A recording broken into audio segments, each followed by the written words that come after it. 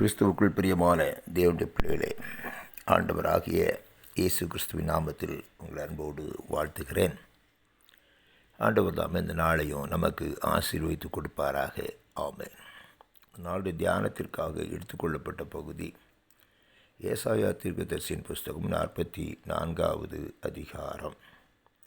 44வது அதிகாரத்தில் 2வது வசனத்தை வாசிக்கிறேன்.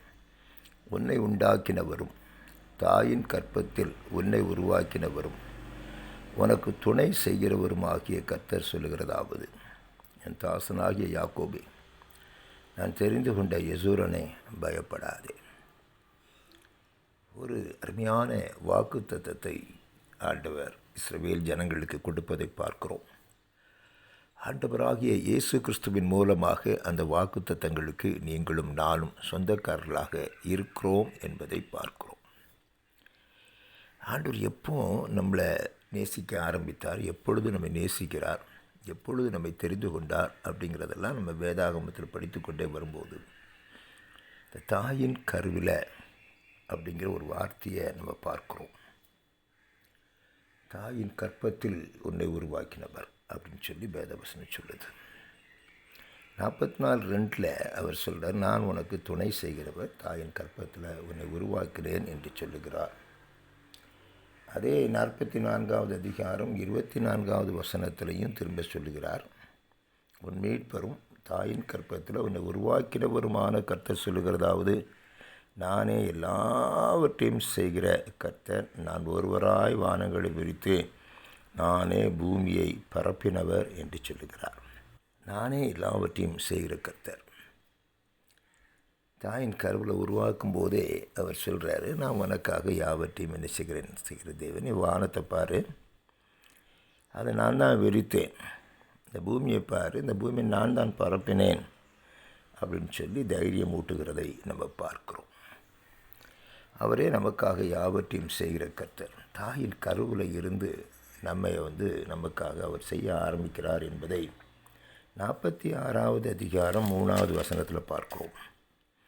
46:3 என்ன சொல்கிறாரு அப்படின்னு கேட்டிங்கன்னா, நான் வாசிக்கிறேன். யாக்கோபின் சந்ததியாரே, இஸ்ரவேல் ஜனங்களே, எனக்கு செவி கொடுங்கள். தாயின் வயிற்றில் தோன்றினது முதல் உங்களை ஏந்தி, தாயின் கற்பத்தில் உற்பத்தியானது முதல் உங்களை தாங்கினேன்.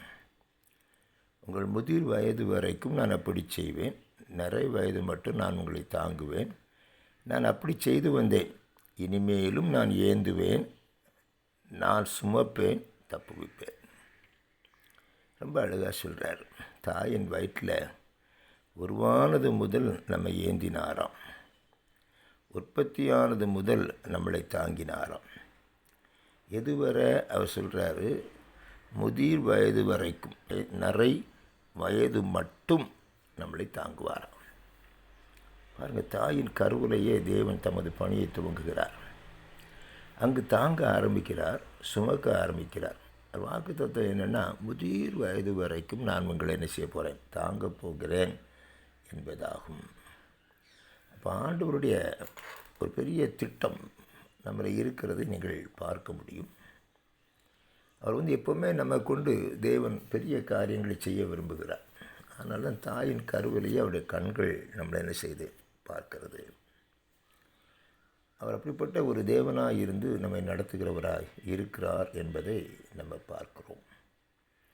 எனக்கு அன்பான தேவ பிள்ளைகளே, அவர் எதற்காக நம்மை ஏற்படுத்தினார் அப்படிங்கிறத நீங்கள் பார்த்தீங்கன்னா, ஏசாயா 49:1 அவர் சொல்கிறாரு, 49:1 சொல்கிறாரு, தீவுகளே எனக்கு செவி கொடுங்கள், தூரத்தில் இருக்கிற ஜனங்களை கவனியுங்கள்.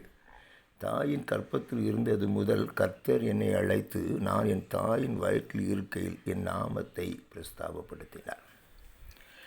ஆண்டவர் நம்ம மகிமைப்படுத்துவதற்காக தாயின் கருவிலேயே என்ன செய்தாராம், தெரிந்து கொண்டாராம். இந்த உலகத்தில் கனவீனப்படுவதற்கோ வெட்கப்படுவதற்கோ லட்சியம் அடைவதற்கோ கர்த்தர் நம்மை தெரிந்து கொள்ளவில்லை. நீங்கள் நானும் தாயின் கருவில் இருக்கும்போதே மகிமைப்படுவதற்காக தெரிந்து கொண்டார் என்று அவர் சொல்லுகிறத நம்ம பார்க்கிறோம். தேவ பிள்ளையை ஆண்டவர் நம்மளை ஏன் அந்த தாயின் கருவிலே சுமந்து கொண்டார் என்பதற்கான ஒரு பெரிய நோக்கத்தை அவர் சொல்லுகிறார். நம்மளை அவர் மகிமைப்படுத்த விரும்புகிறார். நிச்சயமாக அவர் அப்படி செய்வார். அவர் சொல்கிறார், நான் அதை செய்வேன் என்று சொல்லுகிறார். 49:5 சொல்லுகிறது, யாக்கோபை தம்மிடத்தில் திரும்பும்படி நான் தாயின் கற்பத்தில் இருந்தது முதல் கர்த்தர் தமக்கு தாசனாக என்னை உருவாக்கினார். அவருக்கு நான் ஒரு தாசனாக, அவருக்கு ஒரு வேலையாளாக, அவருக்கு ஒரு அடிமையாக கர்த்தர் என்ன செய்தார்? உருவாக்கினார். அவரால் நான் பயன்படுத்தப்படுவதற்கு அவர் என்னை உருவாக்கினார். ஒரு கனமான பாத்திரமாக கர்த்தரை உருவாக்கினார். தாயின் கருவில் இருந்தே அதை செய்தார் என்று சொல்லி நம்ம பார்க்கிறோம். அன்பானவர்களே, இன்றைக்கி நம்மளோட வாழ்க்கையில் அவர் அப்படியே செய்து வருகிறார். நீங்கள் சங்கீதக்காட்டு அனுபவத்தை பார்த்தீங்கன்னா, அந்த தாயின் கருவில் அப்படிங்கிற அழகான சில அனுபவங்களை சொல்லுகிறத நீங்கள் பார்க்கலாம். சங்கீதம் 71:6 நீங்கள் வாசித்தீங்கன்னா, சங்கீதம் 71:6, நான் கற்பத்தில் உட்பவித்தது முதல் உம்மால் ஆதரிக்கப்பட்டேன். என் தாயின் வயிற்றிலிருந்து என்னை எடுத்தவர் நீரே, உண்மையே நான் துதிப்பேன் என்று சொல்லுகிறார். தாவீதுடைய ஒரு அனுபவத்தை நம்ம பார்க்குறோம். அவர் சொல்கிறாரு, தாயின் கற்பத்தில் உட்பவித்தது முதல் நான் என்ன செஞ்சேன்? உம்மால் ஆதரிக்கப்பட்டு. எதற்காக? நம்ம மகிமைப்படுத்துவதற்கு, அவர் நாமத்தை மகிமைப்படுத்துவதற்கு. நீங்களும் நானும் அவர் பணியை செய்வதற்கு என்று சொல்லுகிறதை நம்ம பார்க்குறோம். சங்கீதம் 22:10 சொல்லுது, கற்பத்திலிருந்து வெளிப்பட்ட போதே உமது சார்பில் விழுந்தேன், என் தாயின் வயிற்றில் இருந்தது முதல் நீர் என் தேவனாக இருக்கிறீர். இப்போ தாவீது தன் அனுபவத்தை அதில் சொல்லுகிறத பார்க்குறோம். ஐயா, கற்பத்தை விட்டு வெளிப்பட்ட போதும் நான் உம்முடைய சார்பில் தான் வெளியே வந்தேன், உமக்காகத்தான் வெளியே வந்தேன். அது முதல் நீர் என் தேவனாக இருக்கிறீர்.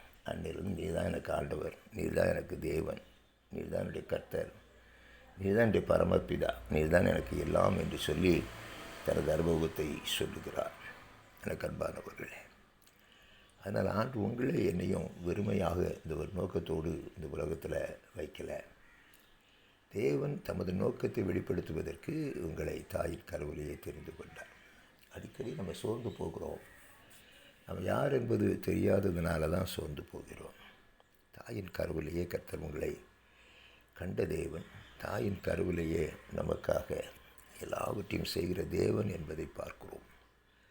தாயின் கருவில் ஆரம்பித்து நமக்காக யாவற்றையும் செய்ய ஆரம்பிக்கிறார், தாங்குகிறார், ஏந்துகிறார், நம்மை ஆதரிக்கிறார், நமக்கு எல்லாவற்றுக்கும் எல்லாமாக இருக்கிறார். உங்களை மகிமைப்படுத்துவேன் என்று சொல்லுகிறார். மகிமைப்படுத்துவேன். நாம் அவருக்கு தாசர்களாக இந்த உலகத்தில் வாழ்த்து அந்த நாமத்தை மகிமைப்படுத்துவதற்கு ஆண்டவர் உதவி செய்கிறார். அன்பானவர்களே, சோர்ந்து போகாதீங்க. அதனால் தாயின் கருவிலேயே கர்த்தர் உங்களை தெரிந்து கொண்டார். உங்களை கடைசி வரை, முதிர் வயது வரைக்கும் நான் உங்களை கைவிடாதிருப்பேன் என்று வாக்கு கொடுத்திருக்கிறார். அவர் அப்படியே நடத்துவார். தைரியமாக இருங்க, சோர்ந்து போகாதீங்க.